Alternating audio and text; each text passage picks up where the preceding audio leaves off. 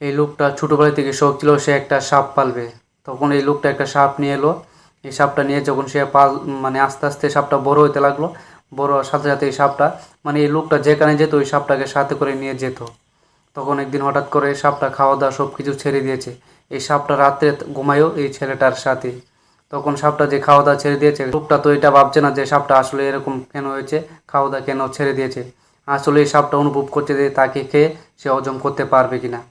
তখন যখন হঠাৎ করে সাপটা এরকম খাওয়া দাওয়া ছেড়ে দিয়েছিল, লোকটা খুব চিন্তিত হয়েছিল যে আসলে এটা কী হয়েছে। তখন এই লোকটা সাপটাকে নিয়ে ডাক্তার কাছে গেল। ডাক্তার দেখে বললো যে এই সাপটার এমন কোনো রোগ হয়নি যে আমি এটা তোমাকে বলতে পারবো।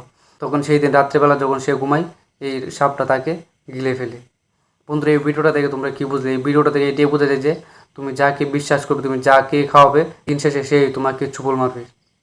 এই ভিডিওটা তোমরা প্রচুর পরিমাণে শেয়ার করে দেবে যাতে সবাই দেখতে পারে, যাতে কোনোদিনও কেউ এরকম সাপটা কী হয়েছে না পারলে একটা সাপটা কিনে দিন শেষে ডাক্তার কাছে ডাক্তার দেখে বললো যে এই সাপটার